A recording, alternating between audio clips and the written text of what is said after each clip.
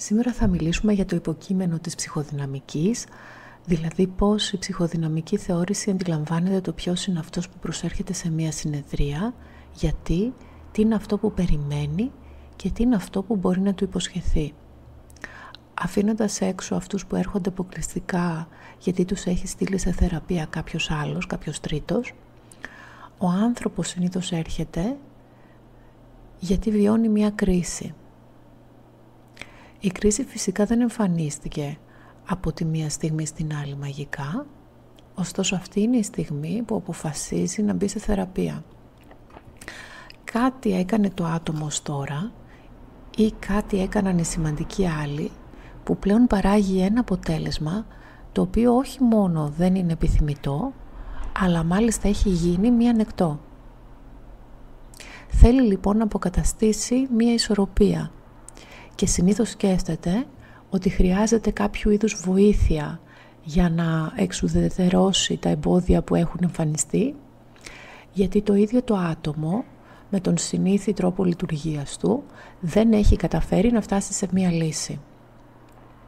Από την άλλη πλευρά, αφού αυτό το σύμπτωμα αποτέλεσμα είναι παράγωγο μιας επαναλαμβανόμενης συμπεριφοράς, μιας ισορροπίας η οποία είναι οικία πλέον στο άτομο που προσέρχεται για ψυχοθεραπεία, σε ένα επίπεδο παράγει μια ασφάλεια ή μια δευτερογενή ικανοποίηση και αυτό αποτελεί ένα εσωτερικό κίνητρο για το άτομο να αντισταθεί ώστε να παραμείνουν τα πράγματα ως έχουν.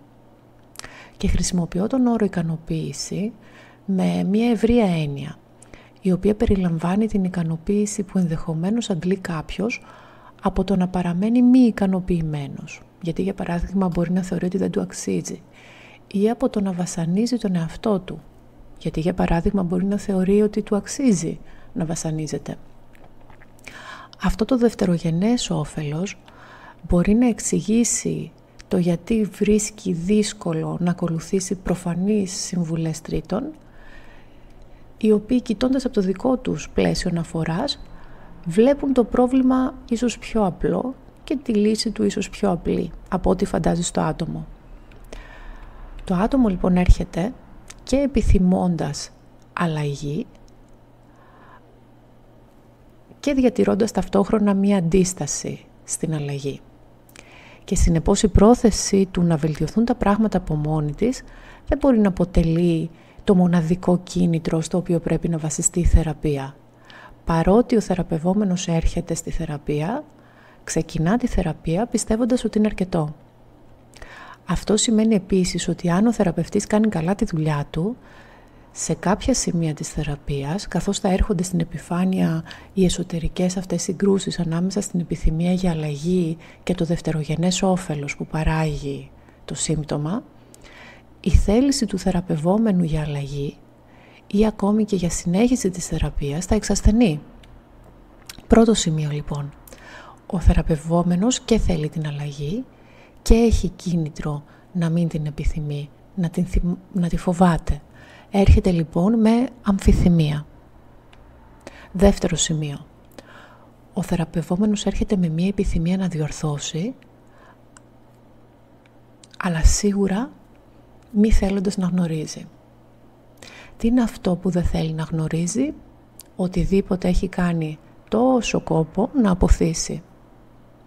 Αυτό που ξεχωρίζει την ψυχοδυναμική οπτική από την ανθρωπιστική είναι ότι διατηρεί τη θέση ότι το άτομο, το υποκείμενο, δεν είναι διάφανο ούτε για τον εαυτό του ούτε για τους άλλους. Ενώ η ανθρωπιστική σκέψη θέτει τον άνθρωπο στο κέντρο της ιστορίας του και του εαυτού του και υποθέτει ότι το υποκείμενο ως συγκρότηση υπάρχει από την αρχή της γέννησης, αυτό δεν συμβαίνει στην ψυχοδυναμική. Επίσης, η ανθρωπιστική προσέγγιση θεωρεί ότι το υποκείμενο μπορεί να έχει τον έλεγχο των πράξεών του, γιατί ο άνθρωπος θεωρεί ότι είναι ο κύριος του εαυτού του. Αντίθετα, ξεκινώντας από τον Φρόιντ και όλη η μετέπειτα ψυχαναλυτική, ψυχοδυναμική σκέψη, λέει στον άνθρωπο ότι δεν γνωρίζει και ότι ούτε είναι δυνατόν να γνωρίσει πλήρως τον εαυτό του ή τα κίνητρά του και ούτε έχει πλήρη έλεγχο των πράξεων και των παρορμήσεών του.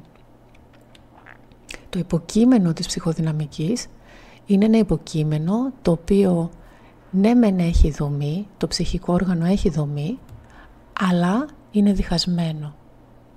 Αυτό που αντιλαμβάνεται ως εαυτό το άτομο είναι αποτέλεσμα μιας σειράς ταυτίσεων, μέσα από τις οποίες έχει δημιουργηθεί μια ταυτότητα που περιλαμβάνει όσα το άτομο πιστεύει πως είναι και όσα πιστεύει πως δεν είναι. Μέσω της ταύτισης, δηλαδή μέσω αυτής της σχεσιακής διαδικασίας, όπου το άτομο από την αρχική συμβίωση με τη μητέρα περνά στην εξατομίκευση, δηλαδή στον διαχωρισμό από τη μητέρα, στις τριαδικές σχέσεις και εισάγεται τελικά στις κοινωνικές σχέσεις, στην κοινωνία, αναγκάζεται να δομηθεί, αφού σταδιακά παραιτείται από όσα μέρη του δεν είναι αποδεκτά προκειμένου να γίνει αποδεκτό από την κοινωνία, από τους άλλους. Με άλλα λόγια, και για να το πω πιο απλά, το υποκείμενο είναι μοιρασμένο, είναι διχασμένο ανάμεσα σε αυτό που του επιτρέπεται, που μπορεί να επιθυμεί, και σε αυτό που δεν του επιτρέπεται, που δεν μπορεί να επιθυμεί. Αλλά προφανώς το επιθυμούσε. Έτσι όταν μιλά εμφανίζεται και το σύμπτωμα, καθώς μέρος του εγώ αναδύεται ως γλώσσα και ταυτόχρονα λείπει το περιεχόμενο από τον λόγο αυτού που έχει αποθηθεί. Και αυτή είναι η γοητεία του ασυνείδητου, ότι κρύβεται εκεί που μπορούν να το δουν όλοι. Αυτά λοιπόν τα μη αποδεκτά κομμάτια, τα περιεχόμενα του ασυνειδήτου, είναι αυτά που το άτομο δεν επιθυμεί να γνωρίζει. Καθώς η αλήθεια πάντα θυσιάζεται, όπου η πραγματικότητα περιέχει δυσαρέσκεια. Το άτομο λοιπόν στην εύρωση, μας λέει ο Φρόιντ και ο Λακάν, αποφεύγει να γνωρίζει. Συνοψίζοντας λοιπόν τα δύο σημεία, ο θεραπευόμενος έρχεται στην καλύτερη περίπτωση με αμφιθυμία και επιθυμώντας να μην γνωρίζει. Βλέπει τον ψυχοθεραπευτή ως αυτό το άτομο που υποτίθεται γνωρίζει. Δεν γνωρίζει λοιπόν ο ίδιος, αλλά υποθέτει ότι γνωρίζει ο ψυχοθεραπευτής. Τι θεωρεί ο θεραπευόμενος ότι γνωρίζει ο ψυχοδυναμικός ψυχοθεραπευτής? Πιστεύει ότι ο ψυχοθεραπευτής γνωρίζει πώς θα τον φτιάξει, εισαγωγικά, πώς θα εξαλείψει το σύμπτωμα, πώς θα βοηθήσει, πώς θα έρθει το άτομο, την οδό για να έρθει το άτομο στην προηγούμενη ισορροπία. Αυτό όμως που μπορεί να υποσχεθεί ο ψυχοδυναμικός ψυχοθεραπευτής είναι κάτι διαφορετικό. Αυτό που υπόσχεται είναι μία νέα προσέγγιση, μία νέα οπτική και ένας νέος τρόπος λειτουργίας, ένας νέος τρόπος σχετίζεστε με τους άλλους.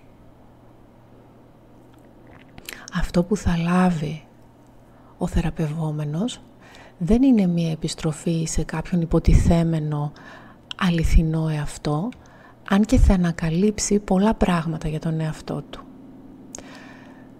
Στόχος είναι η ενόραση και τελικά η απελευθέρωση της επιθυμίας.